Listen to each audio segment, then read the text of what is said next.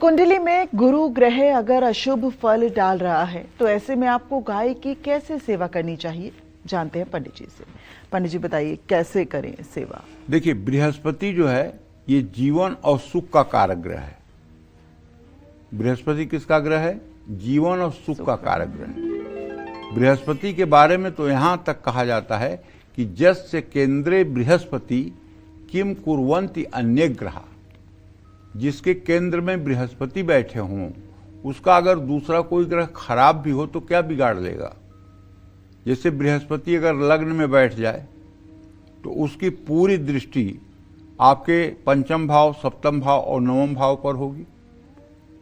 आपका शैक्षणिक जीवन, आपका संतान भाव, आपका उपासना, आपकी आस्तिकता, आपका दाम्पत्य जीवन, आपका भाग्य और आपकी आयु, इतनी चीजें तो ऑटोमेटिक ठीक हो जाएंगी।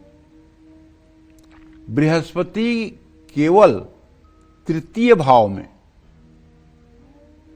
अगर मेष लग्न के अलावा कोई लग्न है और तृतीय भाव में बृहस्पति बैठा हुआ है तो ऐसा व्यक्ति अकारण बेचारा किसी से कोई मतलब भी ना रखे तब भी लोग उसके दुश्मन हो जाते हैं।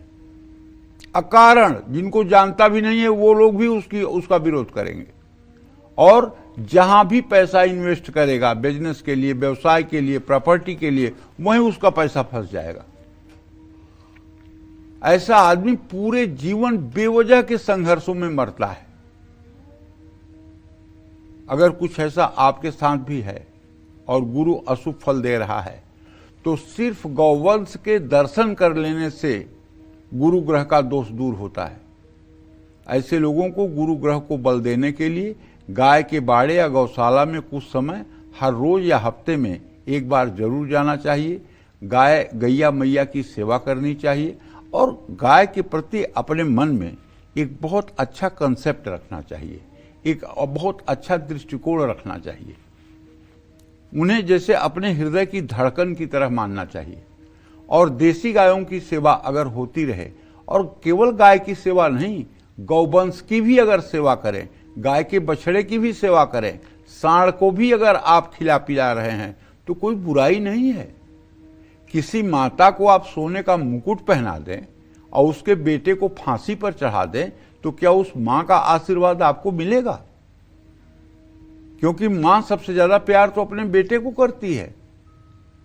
तो वैसे जब गौ माता हैं तो उनका जो बछड़ा है, उनके बछड़े से जो युवा होकर के सांड बना हुआ है, बैल बना हुआ है, अगर आप उसकी देखभाल नहीं करेंगे, उसके साथ अत्याचार होगा, उसके साथ निर्दयता का व्यवहार होगा तो क्या गैया मैया आपके ऊपर खुश हो जाएंगी? इसलिए संपूर्ण गौवंश की रक्षा होनी चाहिए और संपूर्ण गौवंश के प्रति हमारा अच्छा दृष्टिकोण होना चाहिए। जय मां विंध्यवासिनी।